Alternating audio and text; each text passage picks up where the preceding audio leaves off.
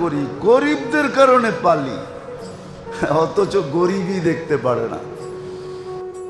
মানুষের কাছে আকর্ষণের পাত্র হওয়া এটা কোনো ব্যাপার না। মানুষ তো যুগ উপযোগী জিনিস দেখেই মানুষের ভিতরে আকর্ষিত হয়, মানুষের কাছে সে আকর্ষণের পাত্র হয়। কিন্তু আল্লাহর কাছে, রসুলের কাছে, সৃষ্টির কাছে মানুষ আকর্ষণের পাত্র হয় যখন দ্বীনি কথা ভিতরে ঢোকে আর রং ছড়াইতে থাকে, অথবা দিনদারি ভিতরে ঢোকে, দিনদারি ভিতরে ঢোকে, দিনদারি ভিতরে ঢোকে, তখন রং ছড়াইতে থাকে। জান জান কিছু কবর সত্য এখনো আছে। শাহজালাল রহমতুল্লাহ আলের ভিতরে কি ছিল? দিনদারি ছিল। শাহজালাল ইয়ামানির ভিতরে কি ছিল? দিনদারি ছিল। আর কি ছিল?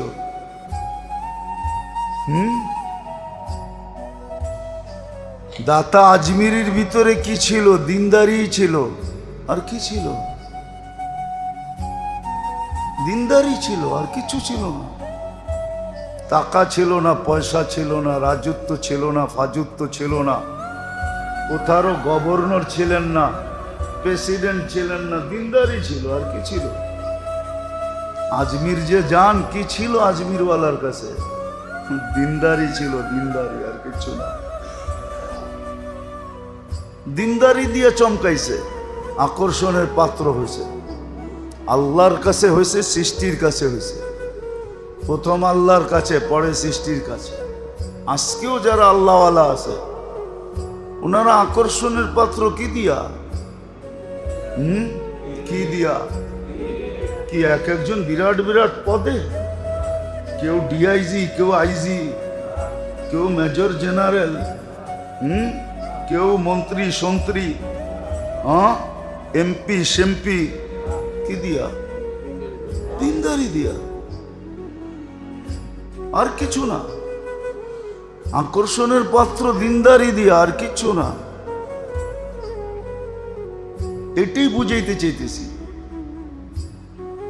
যখন দ্বীনি কথা ভিতরে ঢোকে আর ভিতরে রং ছড়ায়, আর যখন দিনদারি জিন্দেগিতে আসে, এখন সবাই ভাবে আমরা সবাই যদি দিনদার হয়ে যাই তাহলে কে কার কাছে আকর্ষণের পাত্র হমু? ঠিক না? আরে সবাই হইয়া দেখেন না, হইয়া দেখেন কে কার কাছে আকর্ষণের পাত্র হবেন, ওটা হইয়া দেখেন। এই জন্য মনে হয় সবাই হয় না। সবাই যদি বিয়ে পাস হয়ে যায় তো কে কারে সেলুট দিবে? ঠিক না? হ্যাঁ, আগে হন না, তারপরে দেখেন। আগে হন, তারপরে দেখেন। তাহলে তো ওই প্রশ্ন জাগবো যে সবাই যদি মুসলমান হয়ে যায়, এত জায়গা জান্নাত দেওয়ার জন্য আল্লাহ পাইব কই? ঠিক না? এটাও তো কইবেন, ঠিক না?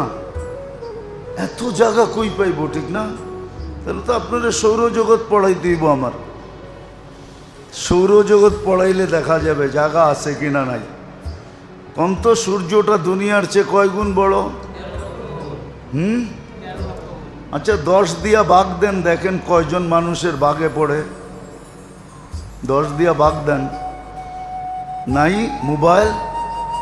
13 লক্ষরে 10 দিয়া ভাগ দেন, কয়জন মানুষের ভাগে পড়ে? তারপরে 2-4টা আরো শুনাইতেছি, কয়জনের ভাগে পড়বে? 13 লক্ষরে 10 দিয়া ভাগ দিলে একজনরে তো 10 গুণ দিব, ঠিক না? তো দুনিয়ার থেকে কত? 1,30,000 মানুষকে দেওয়া যাইব খালি সূর্য।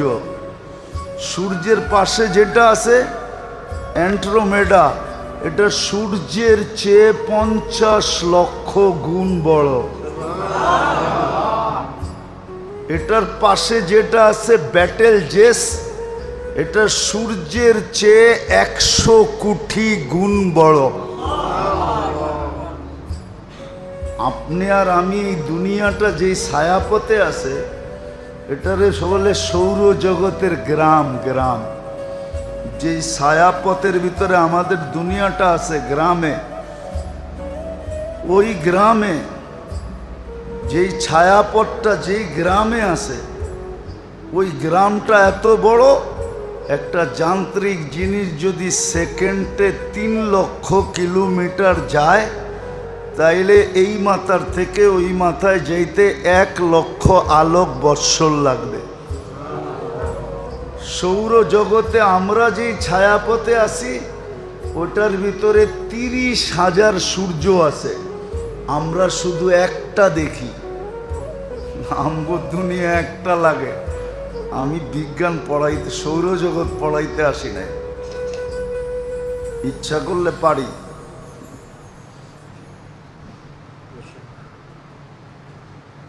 জাগার অভাব হবে না, আপনি ওটা চিন্তা করেন না। অনেকে ভাবে 800 কোটি মানুষ যদি মুসলমান হয়ে যায় তো আল্লাহ এত জায়গা দিবে করতে, ঠিক না?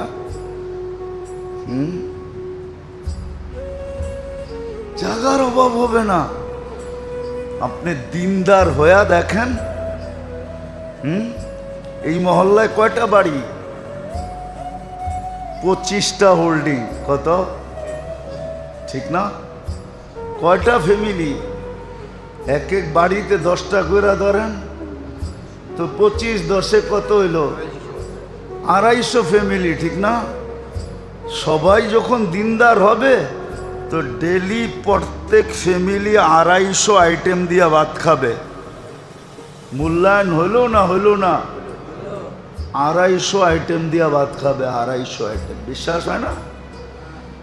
এক আইটেম পাকাইলেও 250 আইটেম দিয়ে খাবে। আল্লাহ রসুল বলছে, পাকাও যখন তরকারি তো ঝোল বেশি দিও, যাতে প্রতিবেশীর ঘরে একটু দিতে পারো। এই 25 ফ্যামিলি, 250 ফ্যামিলি যদি সবার ঘরে দেওয়া আদান প্রদান করে, তাহলে এই মহল্লায় 250 আইটেম দিয়া প্রত্যেক বেলা সবাই খাবে। এখন তো নিজে যা পাকায় ওইটাই খায়, ঠিক না? কেউ কারো দিকে তাকায়া দেখে না। তখন 250 আইটেম দিয়ে খাবে, কেউ কাউকে ছাড়া খাবে না। আমার জীবনে মনে আছে, আমি 6 বার গেছি ক্যামরুনে, 6 বার গেছি চাঁদে, 6 বার গেছি সুদানে। তো চাঁদ খুব গরিব দেশ, গরিব দেশ। এক জানাজায় গেছি, তো ওইখানে পুরুষ মারা গেলে জানাজার হওয়ার আগে জিজ্ঞাসা করে, এই এতিমদের দায় দায়িত্ব কে নিবে? তো একজনে হাত উঠায় বলছে, আমি নিমু। তো আমি ওরে চিনি, তো না জানাজার পরে বললাম যে, তুই যে দায় দায়িত্ব নিলি এতিমদের, তুই তো নিজেই গরিব। হাসি দিয়া বলতেছে, শুন, 1 রুটি তো ডেলি জোগাড় করতে পারবো, 1 রুটি সবাই ভাগ করে খাবো। আর আমারে বলতেছে, তুই আলেম মুফতি হইলি কোত্থেকা, তোরে সার্টিফিকেট দিছে কে? আমি কেন কয়, তুই হাদিস পড়স না? আনা ওয়া কফিলিল এতিমি কাহাতাইন, যে এতিমদের দায় দায়িত্ব নিবে, আল্লাহ রসুল বলছে, আমি আর ও কিয়ামতের দিন এত কাছে থাকবো যেমন 2 আঙ্গুলের মধ্যে স্বাভাবিকভাবে দূরত্ব, এতটুক দূরত্বে থাকবো। তা আমি এই সুযোগ ছাড়বো তো ছাড়বো কেন? 1 রুটি ভাগ করে খাবো। মনে হয় কিছুই বোঝেন নাই। এটা হলো দিনদারির রং, দিনের রং, দিনের। আমাকে দেশে তো চিন্তা করব, এতিম কিছু আসেনি, দেখো এটা খাওয়া যায় কেমনে, ঠিক না? কিছু রাইখা গেছে নি, আছেনি, এটা খাওয়া যায় কেমনে দেখো। লাউয়ের আগাও খামু, ডোগাও খামু, পরে ডুগডুগি বানামো। আমাদের দেশে তো এটা চিন্তা করে। ও তো গরিব আফ্রিকার, আমারে তো মাতাল বানায় দিছে। আমি যখন ওরে জিজ্ঞাসা করে বেউকুব হয়ে গেছি গা, যে বেটা তুই হাত উঠেলি কি জন্য? তুই তো নিজেই গরিব, কয়েক রুটি ভাগ করে খামো। যেদিন থাকবে না আমরাও না খায় থাকবো, ওরাও না খায় থাকবে। কিন্তু আমি এত বড় সুযোগ ছাড়বো কেন? আমাদের দেশে করে নাকি? হ্যাঁ, আরো যেটা বললাম ওইটাই চিন্তা করে, ঠিক না? তো যেটা বুঝাইতেছিলাম, আসেন বোঝেন, কাজে লাগান। দিনই কথা যখন দিলের ভিতরে ঢুকবে তখনই ভিতরে রং ছড়াবে। আর দিন যখন জিন্দেগিতে আসবে, দিনদারি যখন জীবনে আসবে, জীবনে প্রতিফলিত হবে, তখনই আল্লাহ রসুল সৃষ্টির কাছে আকর্ষণের পাত্র হবে। পাত্র হবে তখন। দুনিয়া কয়দিন থাকবেন এখানে? কে কয়দিন ছিল আর কে কয়দিন থাকবে? তাইলে কবি এত ব্যথা নিয়ে কোনোদিন লিখতেন না। কবি বড় ব্যথা নিয়ে লেখছে, যা শুনাইলাম আপনাদেরকে। বেশি দিন থাকবো না এখানে, চলে যেতে হবে। চলে যেতে হবে, কিন্তু নিজেকে আকর্ষণের পাত্র বানায়া যেতে হবে, নাইলে কোনো কাজ হবে না। হায়, যতভাবে বুঝাইছেন আল্লাহর রসুল আর আল্লাহর রসুল আমাদেরকে যতভাবে বুঝাইছেন, মাঝে মাঝে বলে তোরে না বুঝায়া একটা ছাগল রে বুঝাইলো এতক্ষণে ভালো হয়ে যেত বলে। আমাদের দেশে প্রবাদ বাক্য আছে। কিন্তু বুঝাইছেন, কিন্তু বুঝি নাই। না যুবক দিনদার হইতে রাজি, না যুবতী রাজি, না নারী রাজি, না পুরুষ রাজি, না ছোট রাজি, না বড় রাজি, কেউ রাজি না। সবাই দুনিয়ার ঢেউয়ে চলতেছে। আল্লাহ সুযোগের পরে সুযোগ দিতেছে, সুযোগের পরে সুযোগ দিতেছে। আল্লাহ সতর্ক করার পরে করতেছে। ইউহাযযিরুকুমুল্লাহ, কোরআনী শব্দ। আল্লাহ সবাইকে সতর্ক করতেছে, আল্লাহ রসুল সতর্ক করতেছে। কিন্তু কানে লাগে না, কানে লাগে না। আমরা কানে নিই না, কানে নিই না। কানে যদি নিতাম তাহলে আমাদের এই দুরবস্থা হতো না। কানে নিলে ফজরে জুমার চেয়ে বেশি ভিড় হইতো, আমার এই কথাই সত্য।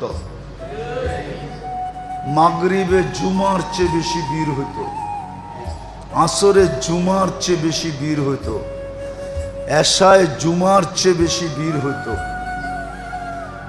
জোহরে জুমার চেয়ে বেশি ভিড় হইতো।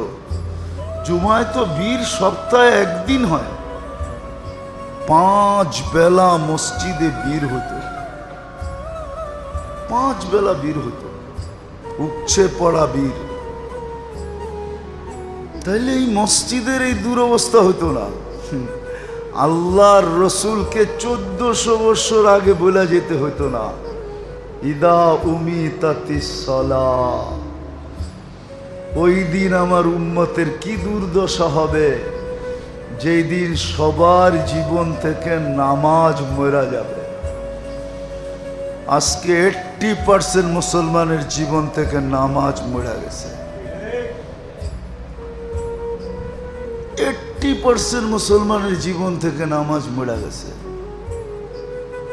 80% মুসলমানের জীবন থেকে নামাজ শেষ। ওই দিন কি অবস্থা হবে? কিছু কথা খুইলা বলতে মনে চায়, কিন্তু তারপরও বলি না। না, বললেই কি বলা যায়? সব কথা বললেই বলা যায় না, এই জন্য বলি না। ওই দিন কি হবে? আজকে যে মুসলমানের দুরবস্থা, শুধু নামাজ মরা যাওয়ার কারণে। নামাজ যদি মরা না যাইতো, মুসলমান উম্মতে, মুসলমান না, মুসলমান বাদেই দিলাম, উম্মতে মুহাম্মাদির এই দুর্দশা হতো না। যাকে আল্লাহ চয়েস করা, নিজে পছন্দ করা, দুনিয়ার মানুষের পছন্দ যদি মূল্যায়ন থাকে, মূল্য থাকে, তা আল্লাহর পছন্দের কোনো মূল্য নাই। আপনিই তো বলেন, আমি আপনারে পছন্দ করলাম আর আপনি আমার পছন্দের কোনো মূল্য দিলেন না, তাহলে আল্লাহর পছন্দের কোনো মূল্য নাই। আপনার পছন্দের যদি এত মূল্য থাকে, দুনিয়ার পদস্থ ব্যক্তির পছন্দের যদি মূল্য থাকে, আমাদেরকে তো মাঝে মাঝে বলে, আমরা আপনারে পছন্দ করে দাওয়াত দিলাম, দাওয়াত দিতে চাই, আপনি কোনো মূল্যই দিলেন না। আপনার পছন্দের যদি এত মূল্য থাকে, তাহলে আল্লাহর পছন্দের কোনো মূল্য নাই। না আল্লাহ বুড়া হয়ে গেছে, না আল্লাহর শক্তি সব শেষ হয়ে গেছে, সব খরচ করতে করতে রাজার বান্ড খালি হয়ে যায়, আল্লাহরটা কি খালি হয়ে গেছে নাকি? হ্যাঁ, খালি হইলে মাঝে মাঝে থাপ্পড় দিয়া বুঝায় কেমনে? করোনার সময় তো দুনিয়ারে বুঝায় দিল, তো গো বিদ্যা কতটুক দেখ আর আমারটা দেখ। খালি লকডাউনে পোষায় নাই, পরে শাটডাউন পর্যন্ত দিছেন না? দেন নাই? হ্যাঁ দিছে না, দেয় নাই? এখনো তো মাঝে মাঝে ঘুমের মধ্যে করোনা দেখে, ঠিক না? না দেখেন না? চায় মাস্ক লাগায় ঘুমাইতে, ঠিক না? হ্যাঁ, কি চান না? আরে মনে হয় চান না, রাগ হয়ে গেলেন? মাঝে মাঝে তো এখনো দেখি সমাজে মাস্ক লাগায় ঘোরে। যদি জিজ্ঞেস করি, আরে এখন মাস্ক, হুজুর যদি যদি যদি দুই একটা বুলে শুলে থাকা গেল, ওটি যদি ঘুরতে ঘুরতে নাকের ভিতরে ঢুকা গেল, তাহলে তো শেষ, ঠিক না? আরে শেষ ওই দিন হবেন যেদিন আল্লাহ শেষ লেখছে, এর আগে কোনো শেষ ফেস নাই। শেষ তো ওই দিন হইব যেদিন আল্লাহ লেখা রাখছে শেষ। ওইটা বিশ্বাস বস্তিওয়ালারা করে, এই জন্য ওগো অ্যান্টিবডি আমাদের চেয়ে অনেক বেশি। কি বেশি না? অনেক। কে করোনার সময় তো মাইপা দেখলেন, তেজগাঁও বস্তিওয়ালাদের হইল ৭৫ আর পাশে গুলশানওয়ালাদের হইল ৬৫। 10ই ডিফারেন্স, ঠিক না? ওগো অ্যান্টিবডি আরো বেশি। আল্লাহ মাঝে মাঝে দেখায়, আল্লাহর পছন্দের কোনো দাম নাই। আল্লাহ আপনাকে উম্মতে মুহাম্মদী হিসাবে পছন্দ করছে, এই জন্যই আল্লাহর রসুল বলছে, ওই দিন কি হবে? যেই দিন তোমাদের জীবন থেকে নামাজ চলে যাবে, নামাজ মরা যাবে। ইদা উমিতাতিস সালাহ কবিলাতের রাশা ইউবাউদ্দিন বিআরদিন ইয়াসির মিনাদ দুনিয়া। তর্জমা করলাম না, তর্জমা ছাড়াই রইল। ওই দিন তোমাদের কি হবে? একটারই করলাম, যেদিন নামাজ থাকবে না। আজকে নামাজ নেই। আল্লাহ পছন্দ করলো উচ্ছে পড়া বীর থাকা উচিত ছিল, নাই আজকে। এই জন্যই দুরবস্থা, এই জন্যই দুরবস্থা। আমি তো বলি, এই রমজানে আমি হেরেমে যতটুকু কানতে দেখছি, মনে হয় হেরেম মক্কা মদিনার মসজিদে নববী আর বাইতুল্লাহ 100 বৎসরের ভিতরে এত কান্না দেখে নেয়। এই রমজানে ইমাম মুসল্লি যেই কান্না কাঁদছে, কই কোনো কিছু তো দেখতেছি না।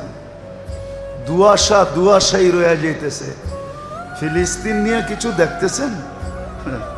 নতুন নতুন এক একটা ইস্যু আসতেছে, ফিলিস্তিন দামাচাপা হয়ে পড়া যেতেছে।